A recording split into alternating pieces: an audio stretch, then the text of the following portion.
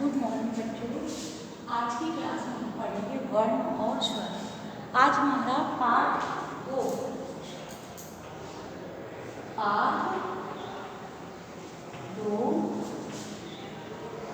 वर्ण विचार। ये पाठ आज हम स्टार्ट करने जा रहे हैं। इसमें हम पढ़ेंगे, सबसे पहले पढ़ेंगे वर्ण विचार। वर्ण क्या है? वर्ण क्या होते हैं? इसका प्रत्येक शब्द की ध्वनियों को अलग अलग करने से हमें छोटी छोटी ध्वनियाँ प्राप्त होती हैं।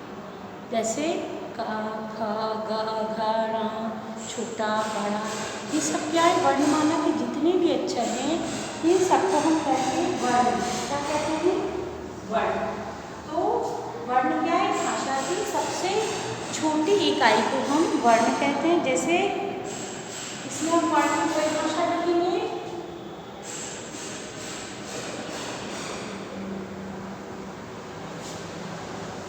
भाषा की उच्चरित, भाषा की उच्चरित ध्वनियों, भाषा की उच्चरित ध्वनियों के लिए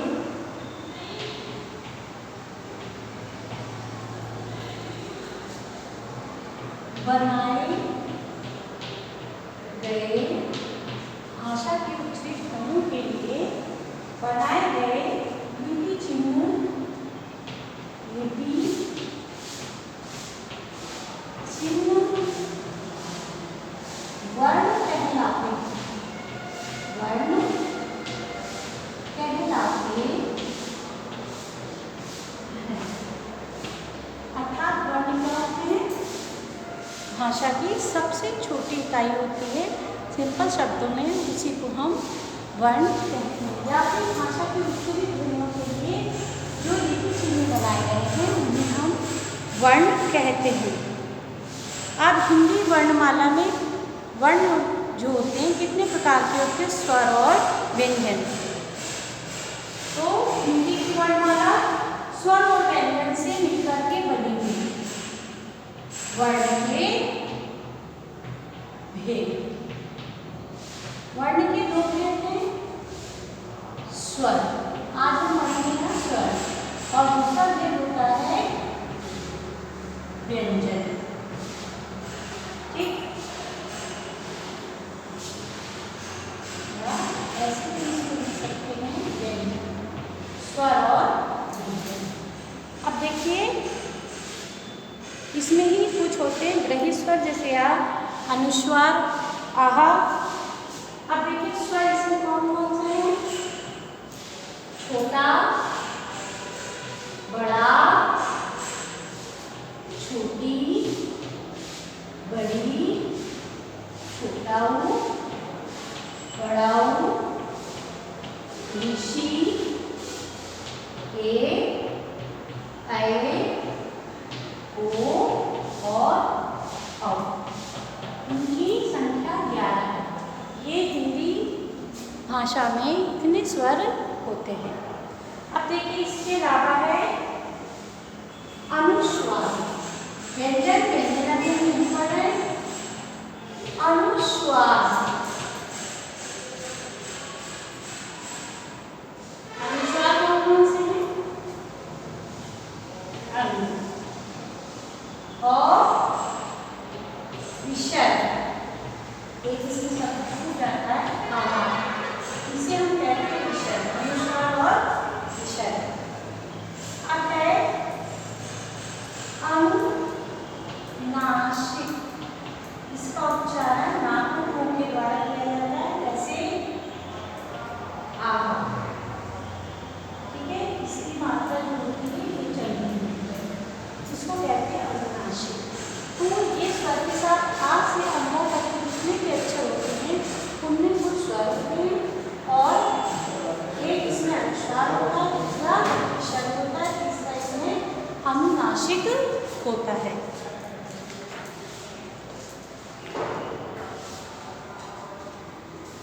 अब देखिए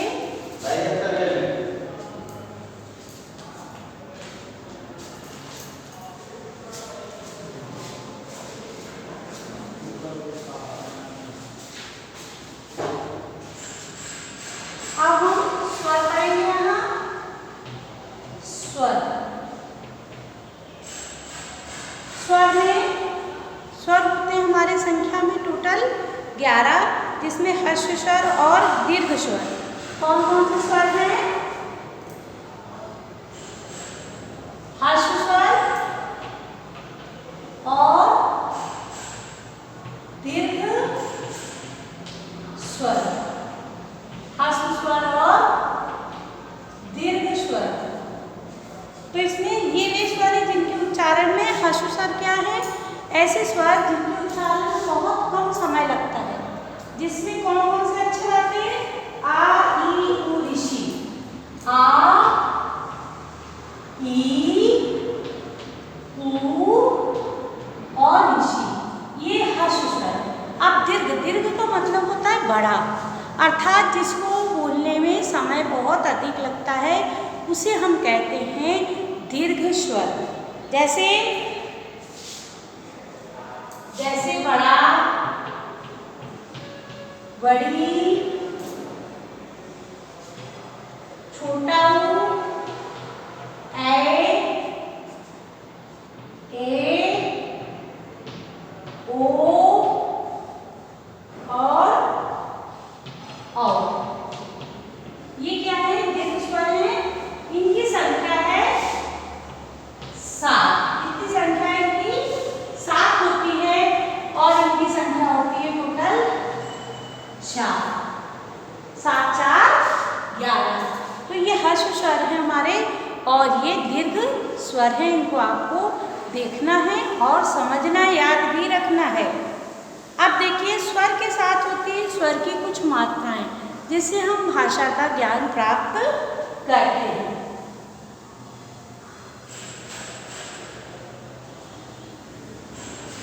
जैसे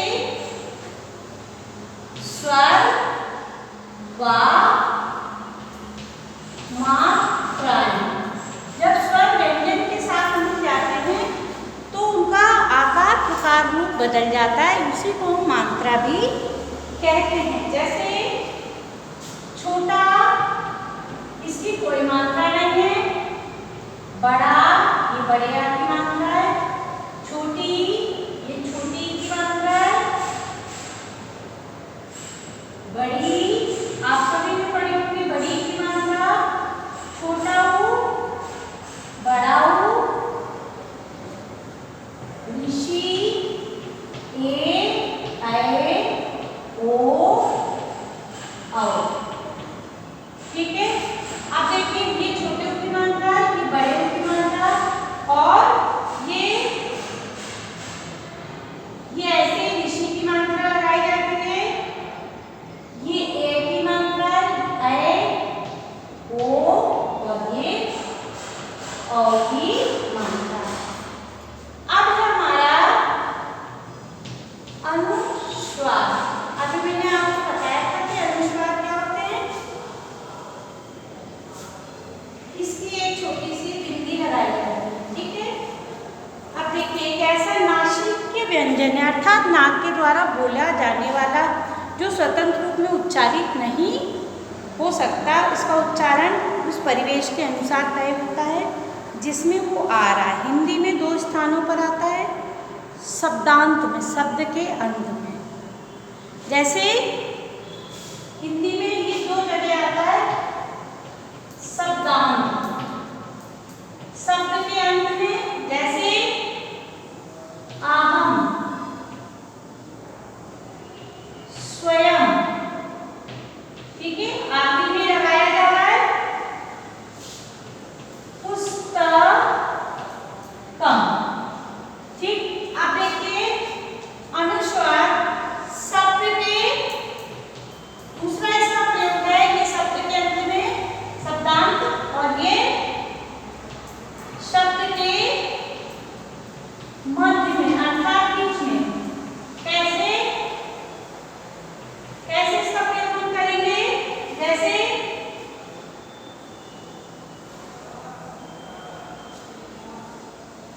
शब्द के मध्य में आने पर ये अपने आगे आने वाले व्यंजन से प्रभावित हो जाता है, उसी के वर्ण के नासिक के बन जाता है जो इसके आगे व्यंजन आ रहा है।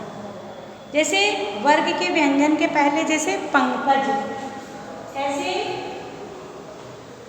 पंकज, गंगा,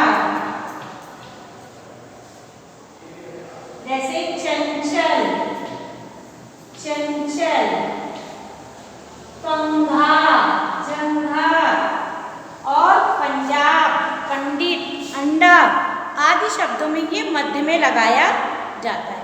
अब होते हैं अनुनासिक। अनुस्वार के बाद अनुनासिक अर्थात छंद बिंदु।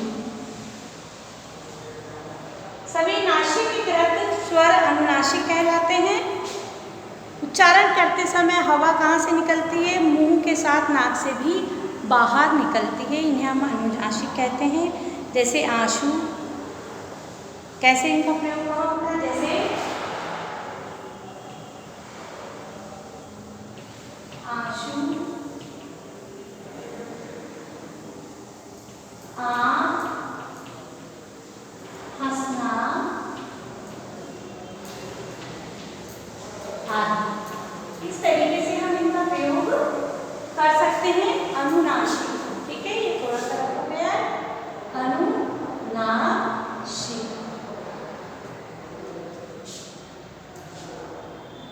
अर्थात नाक और मुंह दोनों के माध्यम से इसका प्रयोग हम कर सकते हैं। ठीक है बेटा, आज के लिए इतना ही। कल की क्लास में हम पढ़ेंगे व्यंजन। आज आप इसे समझेंगे और चाहे तो आप इसे अपनी रफ कॉपी में लिख भी सकते हैं। धन्यवाद।